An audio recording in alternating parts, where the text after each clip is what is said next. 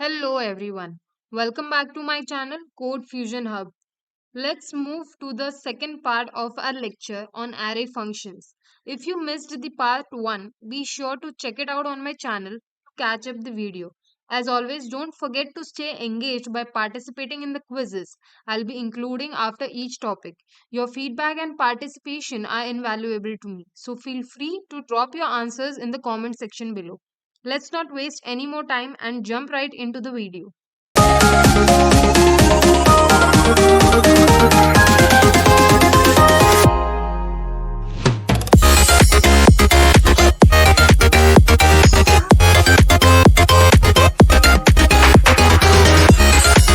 So in today's lecture, we'll be exploring two key topics, that is mutation functions and extraction functions.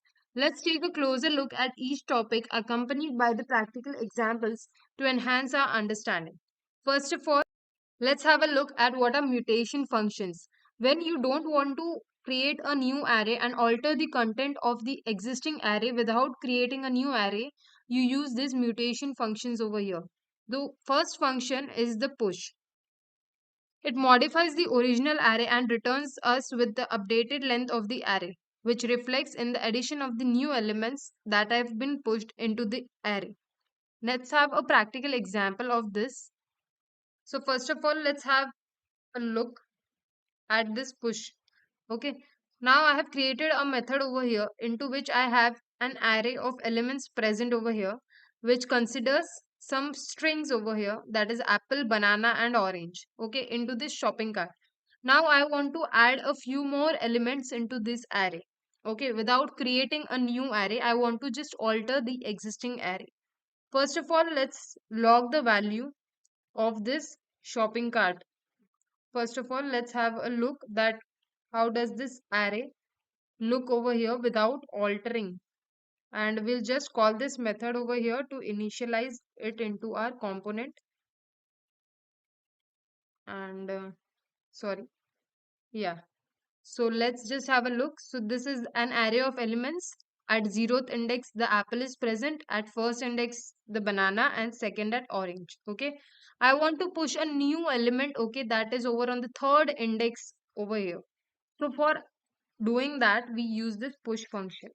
So what we'll do is, suppose let's say I take a variable, let's say new item, and I want to include grapes over here. Okay. So I'll push this new item into this shopping cart so that this item is also included in this above array. Okay. So I'll just take the variable, which is my initial array, and I'll just push the new item, okay, that is grapes, into this. Okay. And now let's have a look at this value. So before pushing, my shopping cart is like this, and after this I'll just log this value, that is let's say for showing the difference, shopping cart updated. Okay, so before pushing the data, my array used to look like this, and after pushing, okay, so on the third index I have added a new element over here, that is grapes. So if you don't want to create a new array and you just want to add a few items into the existing array, you use the push method over here. Okay, so let's have a look at the quiz for this. Which of the following statements is true about push? Okay, so try to answer the video by pausing the video and give your answers in the comment section below.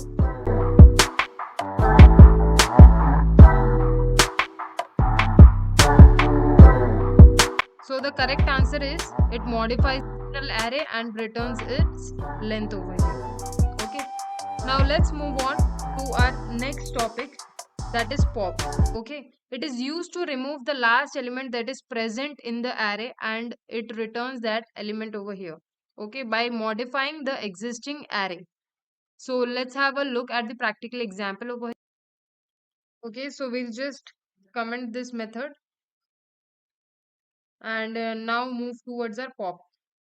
Okay, so I am having this method into which I am declaring an array, that is stack of books, and I want to remove an element over here First of all, let's just log the value of how my array looks over here before popping it stack of books. Okay, and I'll just print this stack of books over here. So my array looks like I didn't initialize it over here.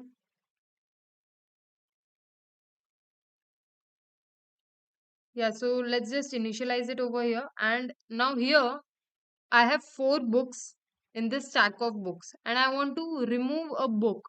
Okay, so the pop function, it, so the, cut. So this pop is used because we want to remove the last element from an existing array. Okay, so it will reduce the length of this array also. If I remove this element, okay, the length of the array would also get reduced. So here, let's say I have to remove an element over here. So let remove book be the array that we want to remove from. Okay, so this is the array. Okay, and into this we are using this pop method. So this pop will remove the last element that is present in the array, and we'll just log the value of the removed book, and we'll just log that what is the stack of books now. Okay, so the length of the array was 4 and we had 4 elements in the array. Now the length of the array is 3 and we are having only 3 elements that are present in this array. And we'll just also log this over here. Okay, remove book, and we'll just have a look that what element did we removed on. Okay, so this pop would give us the element that it has removed. Okay, so it removed this book 4 from this, so it returned me that value over here. Okay, so this pop method modifies the original array by removing the element and returns us with the removed element. So now we captured that removed element into this variable and just printed it over here. And we just also printed the updated stack of books after removing this element from the array.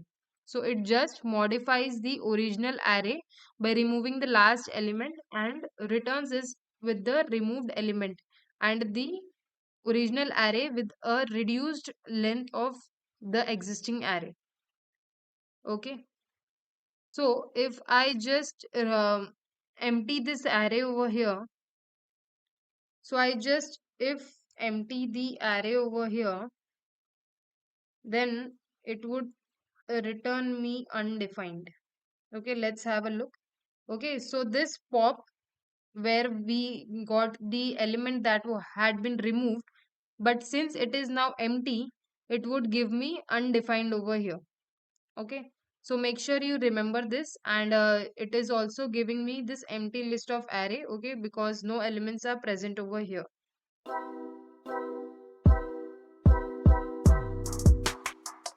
So what is the return value of the pop element? So the return value over here is the removed element from the array. Okay, so whichever element I'm removing from the array, that gets stored over here when I pop that array over here. Okay, so this is the return value of the pop method. Now let's move on to our next method, that is slice. Okay, if you want to extract a section of the array, okay, and return a new array without modifying the original one, you don't want to modify the original array and you want to return a new array by just extracting a section of the original array, then you use slice method. Now let's have a look at the practical example. This slice is nothing but the extraction functions over here. So extraction functions leave the original array unchanged and typically give us a new array with the new value that has been derived from the specified condition. Okay, so let's suppose I have a method slice over here into which I have an array of elements that are present over here. Now I want to extract some of the elements from the original array, but I don't want to change the original array that is present over here. Instead, I want to create a new array and just extract a few of the elements from the original array. So I use the slice function over here. So let's suppose I want some selected task. Okay. I want to select some tasks that I want to include in my new array. So I'll just consider the array that I have over here and I'll just perform the slice function over here. Into this, I'll define the index. Okay.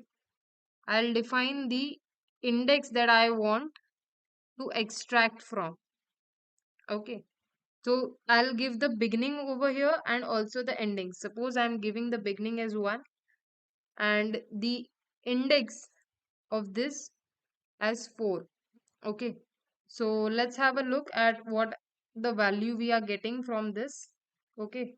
We'll just log the selected tasks over here, into which we are going to print the selected tasks, and the original task will have these tasks over here, and we'll just call this method in our constructor and just have a look at what did it provide us. So the selected tasks are 2, 3 and 4, and the existing tasks that were in the original array are still as it is. Okay, it didn't got changed because we didn't perform anything over on the original array. It rather created a new array with the extracted functions over here.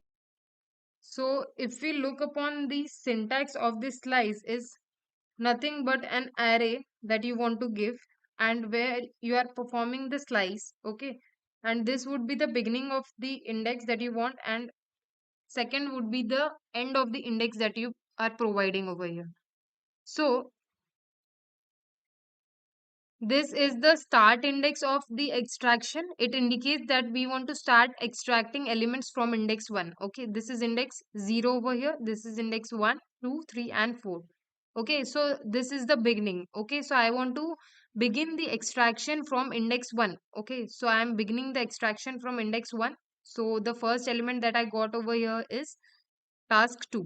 Okay, so it then continues till I reach the end. Okay, so this is index 1, index 2, this is index 3 over here, and last we reach the end as index 4. Okay, so this is the index 4 that will return us over here. So when we reach the end of the index, okay, that is 4. Okay, so this is end index is for extraction. So it indicates that we want to stop extracting the elements before this index 4. Okay, so before this index 4, that is on task 4, we'll stop extracting the elements. So this slice method extracts a shallow copy of the elements from the task array starting from the start index, that is 1, and not including the end index. Okay, start index is always the inclusive one. Okay, so start index over here, that was 1. Okay, so that start index is inclusive. Okay, so it will include the start index also over here. That is, this task 2 will also be added over here in the extraction process. But this end index is not inclusive, it's exclusive. So it will not include the last element, okay, the end of this array into this selected task. Okay, it will stop before that only at the task 4. Okay, because this end is not inclusive in the shallow copy of the elements that we are creating over here. So this slice methods returns us with a new array containing the extracted elements over here, that is task 2, 3 and 4 over here. Okay, here the beginning over here is always optional. If you omit, if you don't give the beginning over here, it will consider by default the index as 0. Okay, it will start with the index 0 over here, and end is also optional. Okay, if you want to provide or if you don't want to provide the else, the end part over here, the slice extracts through the end of the array. Okay, it will extract up till the end of the array over here. Okay.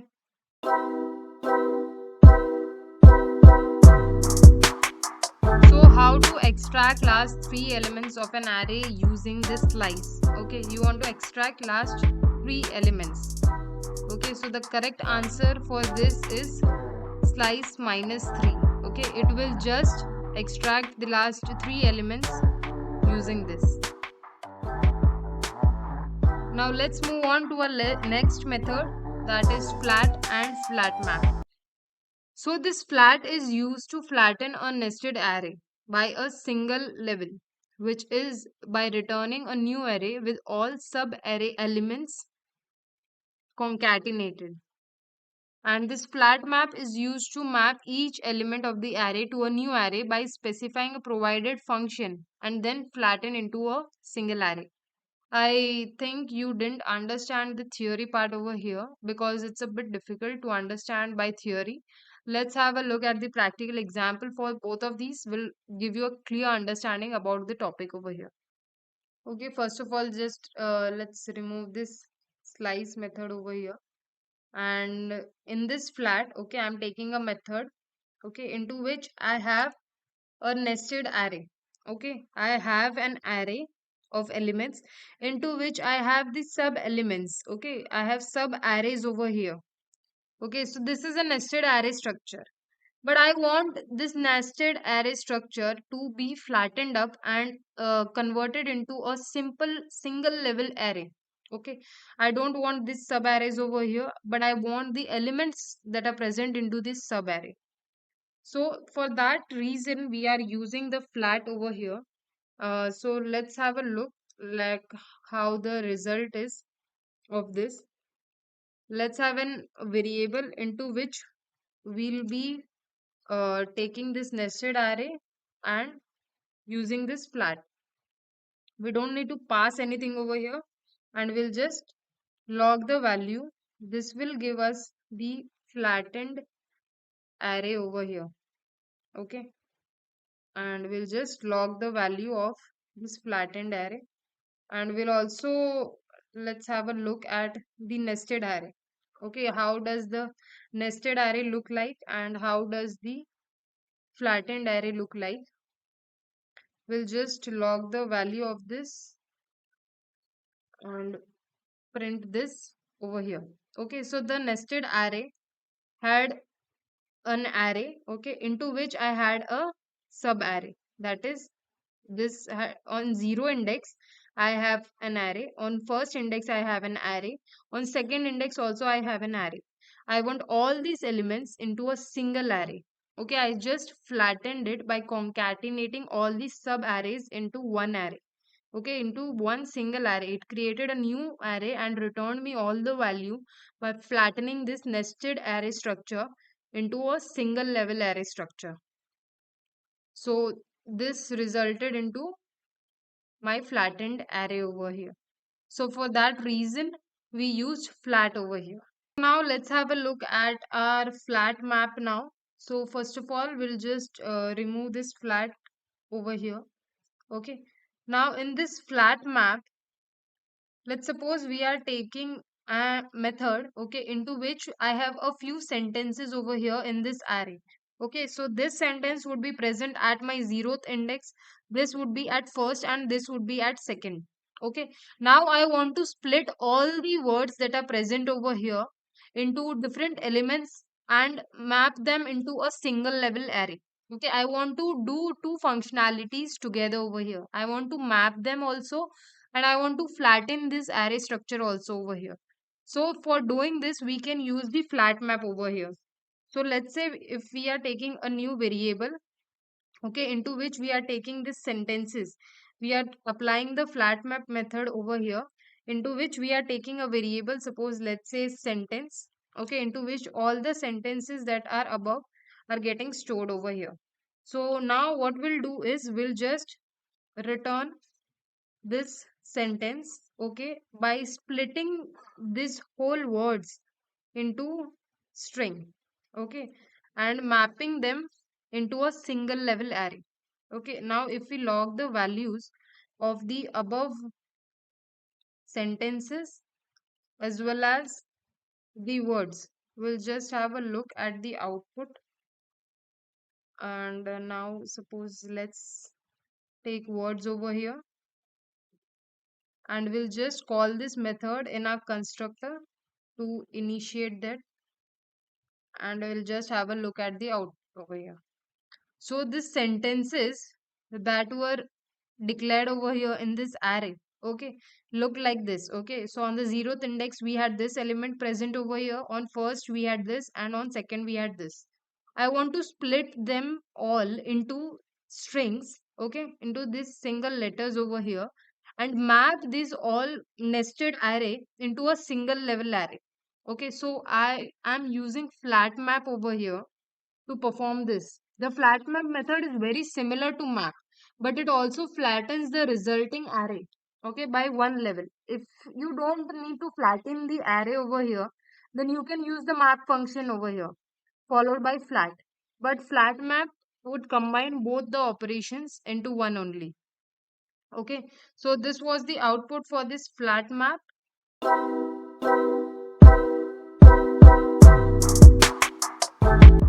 So now which method directly combines the mapping and flattening in Angular? Okay, so answer this in the comment section below by pausing the video over here.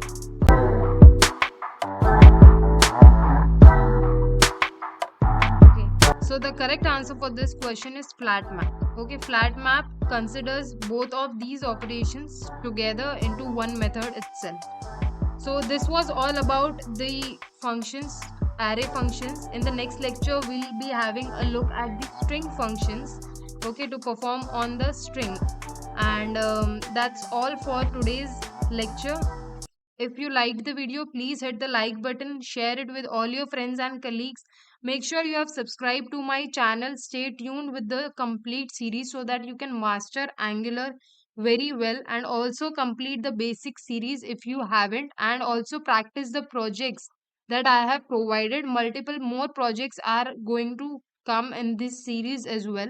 So stay tuned for that also. Give your suggestions, feedbacks if you have any doubts in the comment section below, and I'll help you to reach out over there. And till then, I'll see you guys in the next lecture. Till then, take care. Bye bye.